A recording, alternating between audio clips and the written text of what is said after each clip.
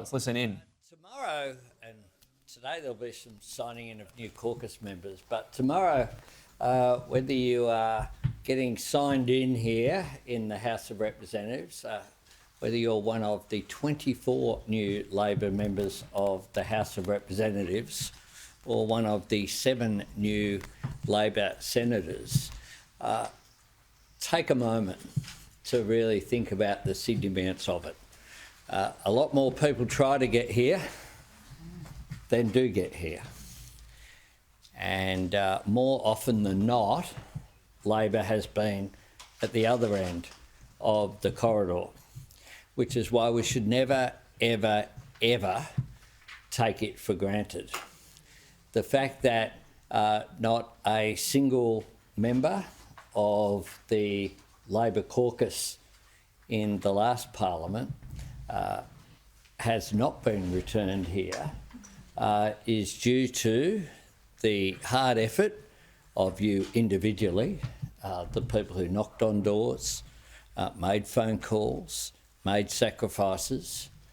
It also is a product of the collective will of this group, the discipline, the sense of purpose that was there in the government in our first term, one which we must maintain.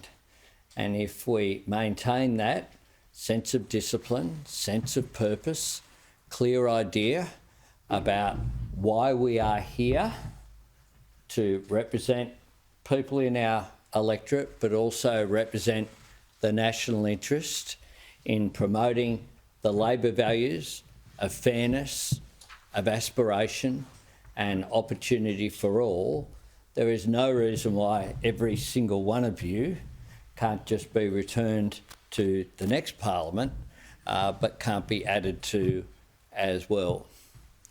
But we know that each and every day we must work hard to repay the faith that has been shown in us. And I know from campaigning with every one of you that is the determination which is there. Our task is twofold. One is to deal with immediate issues. In the last Parliament, we confronted global inflation, and we have turned the corner there with inflation down to within the Reserve Bank band. We have had 2 interest rate decreases. We are seeing real wages increase. We are seeing income taxes decrease so that people can earn more and keep more of what they earn. And we have already started on our second term agenda, as we promised, of delivering commitments that make a real practical difference to people's lives. And that's the first thing which we must always maintain, so that we are doing our best. People don't expect perfection. They understand that the world will throw things at us, but they expect that we will put them first, rather than be focused internally on what goes on in this building. And on July 1, we delivered a down payment on what we will achieve this term. The increase in the minimum wage and award wages for over 3 million workers, making a difference, giving them a real wage increase. The 2 weeks increase in paid parental leave, and importantly, paying superannuation on paid parental leave for the first time ever. The $10,000 for apprenticeships for construction, adding to what we had already done in the new energy area.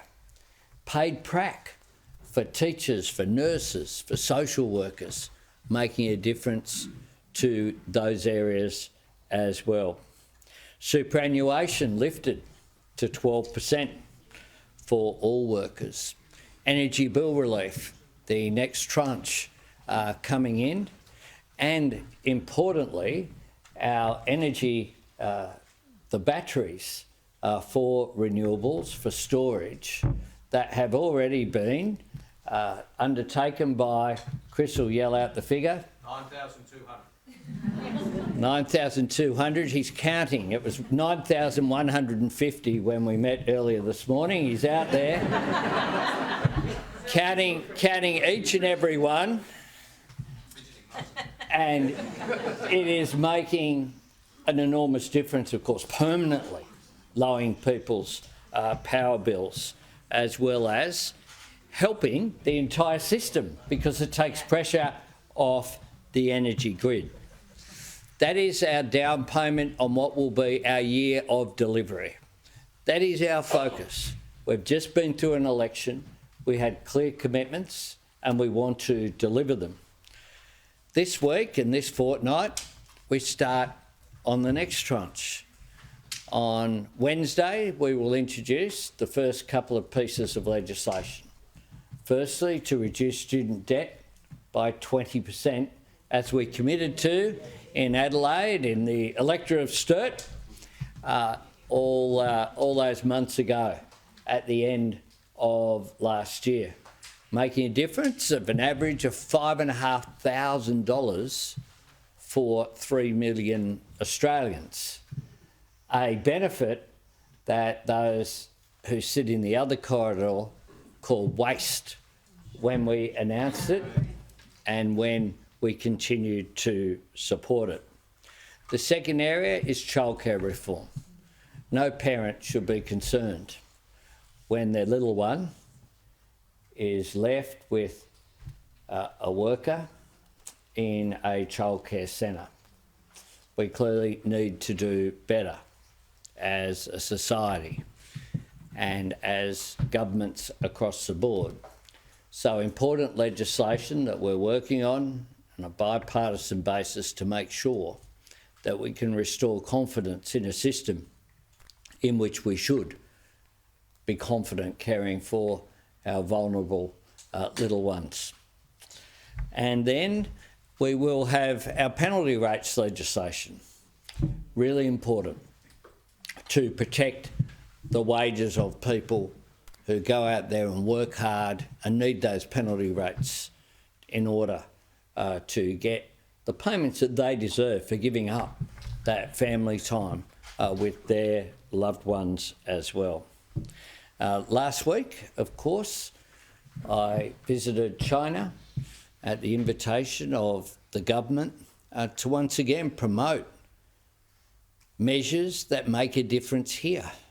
We have restored in our first term over $20 billion of trade, and for those opposite who have said last week what was the objective there, the objective was pretty simple: jobs right here that make a difference in a place like Geraldton, protecting the crayfish industry, in the Barossa and the McLaren Vale and the Hunter Valley and the Yarra Valley and Margaret River and Tasmania, protecting the wine industry and those jobs throughout South Australia, Victoria, New South Wales, the barley industry in Queensland, the meat industry that has bounded back at record levels as we go forward.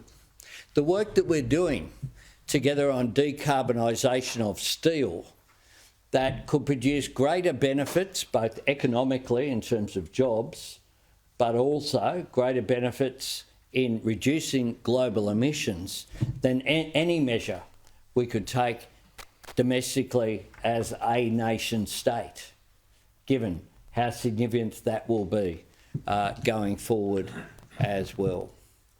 And so I think that we'll continue to advance our national interest on every stage that is possible.